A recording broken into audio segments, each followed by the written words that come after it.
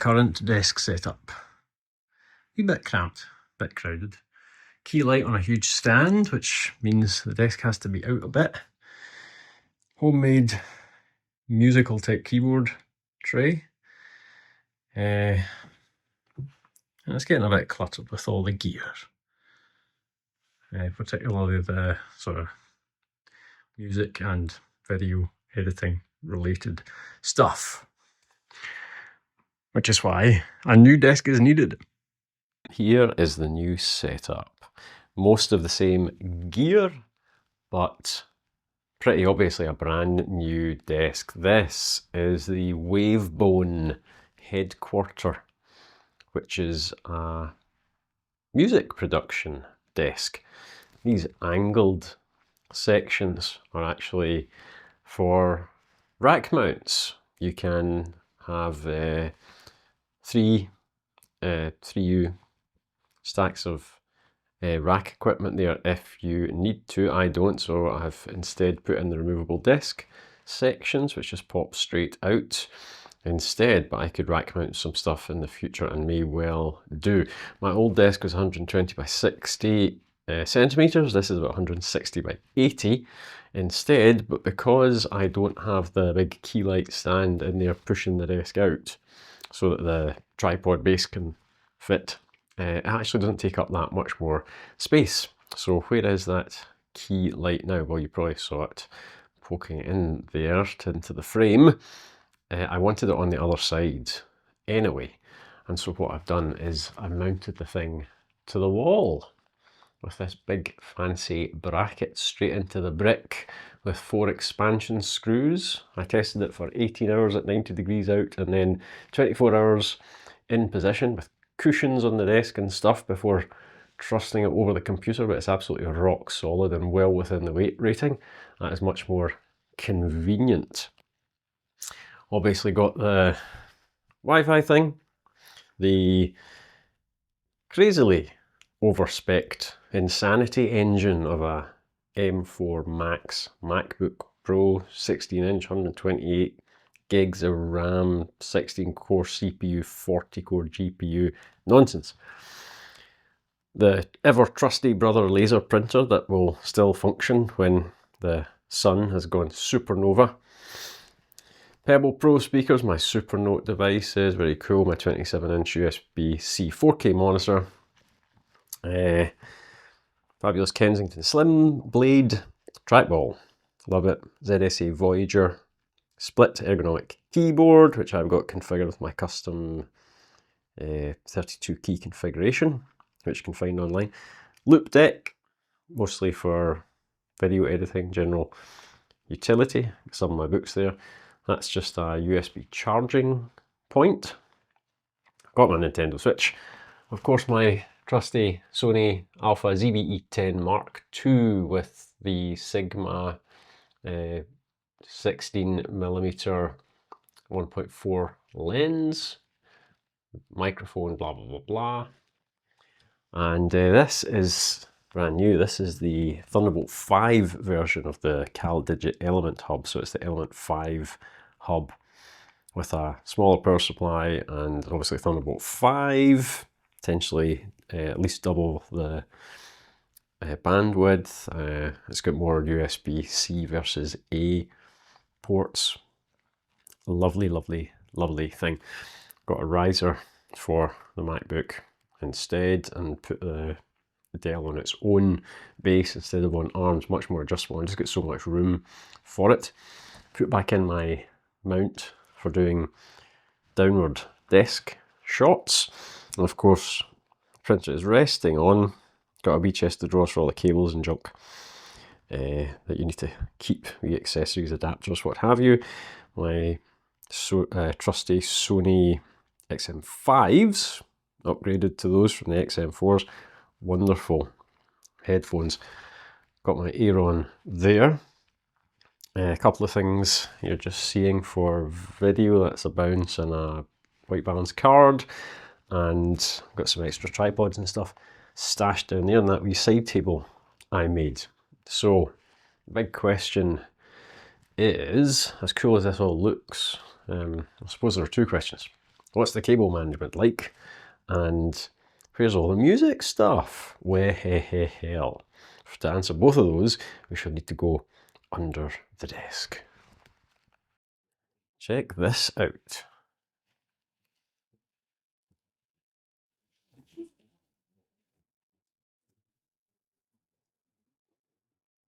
Keyboard tray. Height adjustable. It's on casters, obviously. Got the Arturia Keylab Essential 61 here. Got my Panorama CS12 for Logic, and recent acquisition, I've got the Teenage Engineering OPXY portable little sort of synth sampler groove box. This goes all the way to the back, right the way back there, completely out of my way. Perfect height for playing.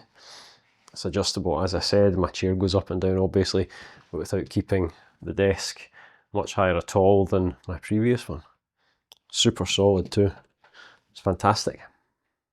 But what of the cable management? Well, let's take a wee look at this. Look at that madness. Now, these are IKEA Scodus pegboard. That's Scodus with an A and a ring diacritic, being Swedish.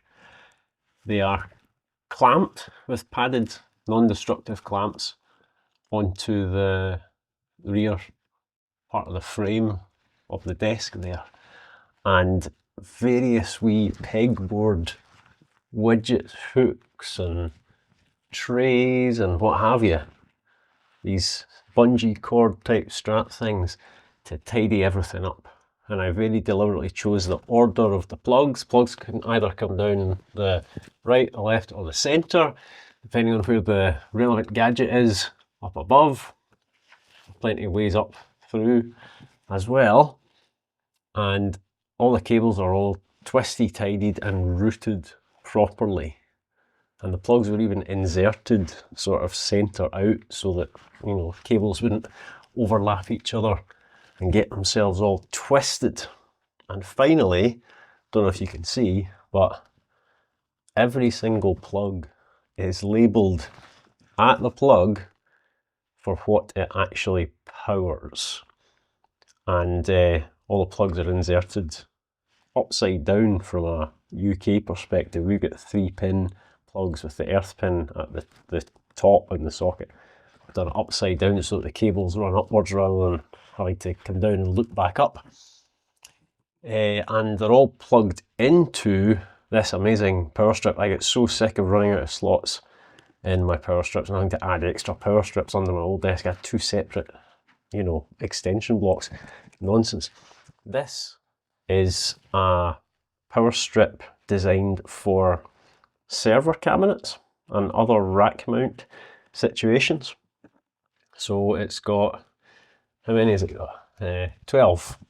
You can get them in 16 as well, which I've got plenty of room to expand to, and they've got mounts on the side if you want to screw them into things or whatever. Surge protected, surge reset, little windowed master cut off power switch there. Absolutely fabulous. Perfectly organised at last, until I buy another thing to plug in, of course. But I've got, what, 1, 2, 3, 4 spare sockets.